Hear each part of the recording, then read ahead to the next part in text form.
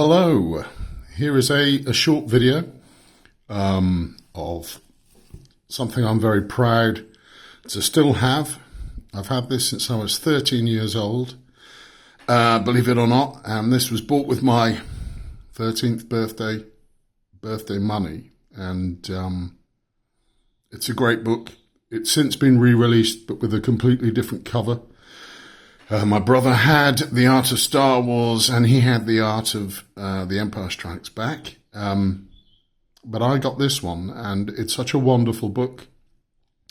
So I've had a request to share the contents by Christian Alexander Giles, I think is the correct pronunciation. Forgive me if I'm wrong. So I thought I'd just take you through the book. And as you can see, it's still in pretty good condition for the age.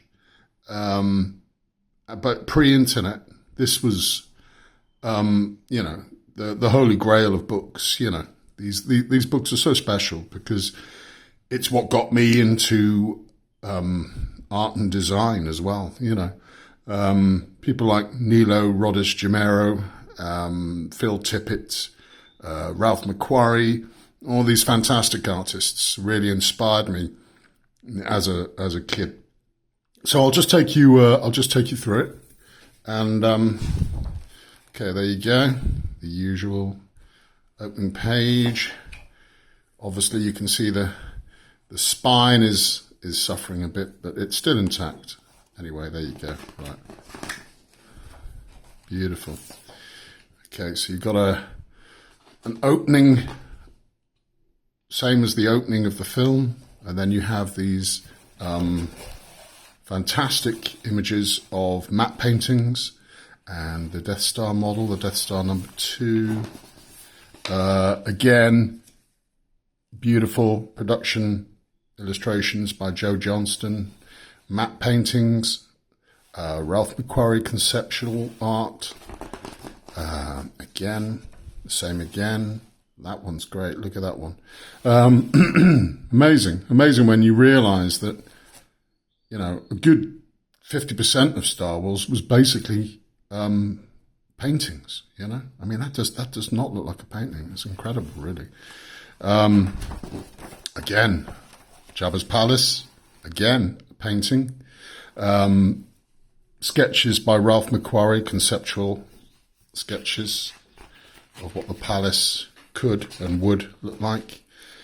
This is really nice, this one actually here. In fact, I think it was a shame it wasn't actually used. The lead up, this was a conceptual painting by Ralph McQuarrie. Another one here, absolutely beautiful. I mean, look at that, it's like a photograph, incredible work. And but this one here obviously wasn't in the film, but I think personally it would have improved it, I think. Again, beautiful artwork. And this is conceptual art for Bib Fortuna. I think I pronounced that correctly. More conceptual art for Bib Fortuna. And Ralph McQuarrie sketches for the Dungeon Droid. I don't know, is it EV-99? I can't remember. This is great though. Look at that. Isn't that beautiful? That's a sketch, a conceptual sketch for Jabba's Palace by Ralph McQuarrie. Obviously, not the dark palace that we got in the movie. That's kind of like must be like an open air type of thing going on. Oh, that's one of the first images I saw of Return of the Jedi as a kid, or Revenge of the Jedi as it was known then. And I remember thinking, God, what's going on in this one? What's going to happen in this film? And such a great film. Bit of a saucy one there. Yeah, I remember as a kid being a bit surprised by this page. Gamorrean Guard, conceptual art by, I think, is that Nilo Rodis-Jamero? Yes, Nilo Rodis-Jamero, yeah. Okay. Skiff Guards. I'll try and speed this one up because it's a big book. Boosh. Bush artwork.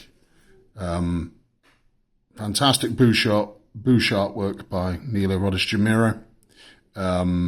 This was turned into a replica maquette, I think, by Regal Robot. I think, I might be wrong, but look at that helmet there down bottom right, fantastic. Just speed it up a bit. Again, more Jabba's Palace denizens, conceptual art. A lot of these are very, very close to what we actually got. So you can see that. That's a bit of a funny one there. You can see that with Return of the Jedi, as opposed to The Empire Strikes Back, a lot of the stuff pretty much hit the mark straight off the bat. Another maquette, which you can get, I think, from Regal Robot. That's the original, obviously, sculpted by, I think, by Phil Tippett. Yes, sculpted, yeah. Below, miniature sculpture by Phil Tippett. Yes. So crazy. Didn't realise this book needed rebinding, but it certainly does.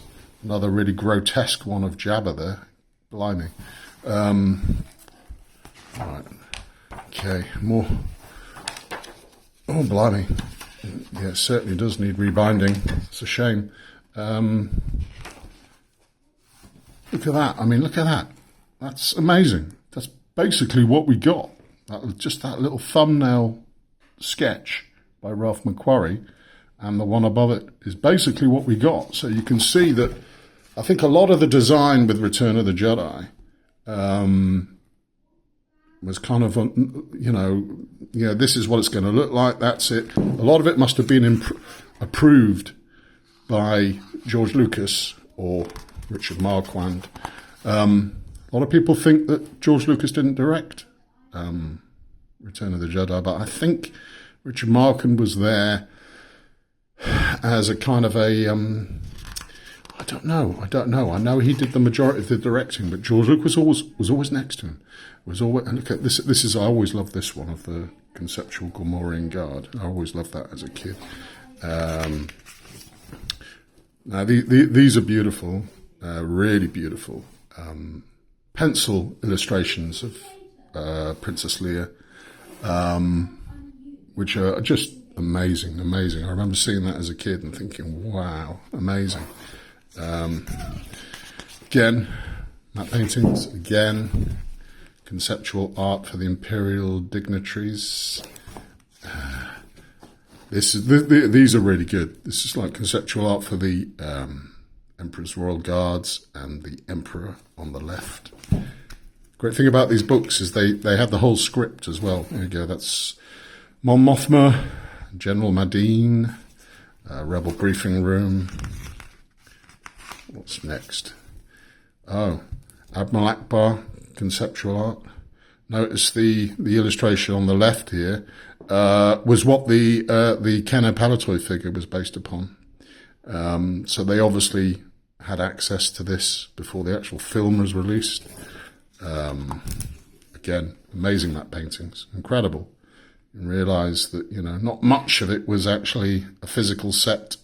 It was basically, I mean, look at that, incredible. It's basically a painting. You can see the black shapes where the live action would have been reinstated. Tidirium or Tidirium shuttle. Beautiful, beautiful photos of the screen used model. Let's see what's next. Yeah, Rebel Commando, conceptual art by Nilo Rodis or Jamiro. Now this is getting to the bit where I really love this section. Is the Biker Scout. The Biker Scout artwork, conceptual artwork. Fantastic, look at that. I mean, that there is basically what we got. But look at that, isn't that amazing? Beautiful. Apparently based on the masks that, what's the name of the motorbikes? Cross Country, that's it, Cross Country. That's what it was originally based upon. Lovely, lovely art. Now, this is the weird thing about Jedi. and I've never spoken to anybody about this before, but I think a lot of the paintings, which were supposedly pre-production paintings, were done after the film's release, because that's just too close to what we got. Do you know what I mean? Even the Biker Scout.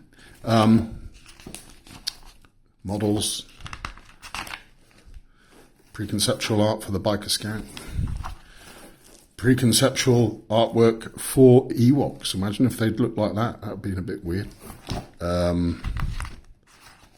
Again, more preconceptual artwork. Freaky stuff. That's closer to what we got, obviously. Again, another matte painting. Incredible when you think that, you know, what the only live action was the black sections, you know. Crazy, crazy, crazy. More Ewok conceptual artwork. Again. Layer sketches. Beautiful.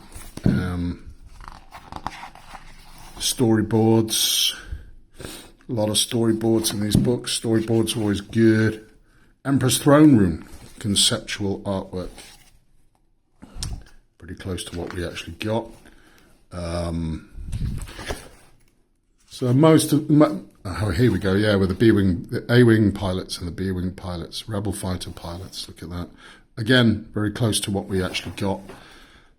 Fantastic A-Wing artwork by Ralph McQuarrie, always like that. In fact, I had a poster of that on my wall as a kid. More pilot designs. Near Num. Rebel helmet designs. Look at that, beautiful. Good old Pantone markers. In fact, my work experience at 16 years old was working in a graphic design company. And they still did things the old-fashioned way with permanent markers, just like this, you know. Crazy stuff, really. Seems like another world now. Wow. Yeah, wow, check it out. ATST size comparison sketch there by Joe Johnston, I think. Okay. It's so lovely. It's so nice. These books are great. Like I said, pre-internet, you just stare at these things all day.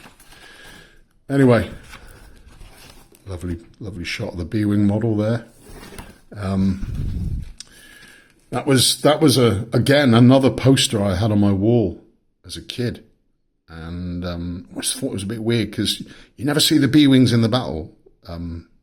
You see them flying with the Falcon before they go into hyperspace, but that's it. You never actually see a B-Wing or a B-Wing bomber. What's the correct description? I think it's B-Wing bomber, isn't it?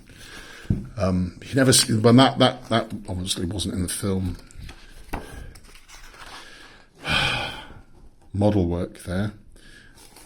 That's when the Super Star Destroyer enters the surface. And more conceptual artwork.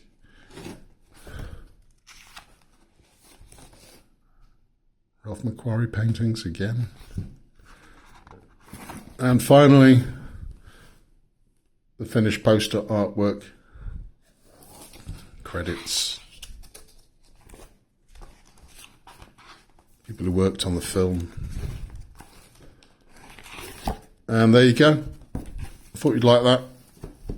Take care. See you later. Cheers. Bye-bye. May the force be with you.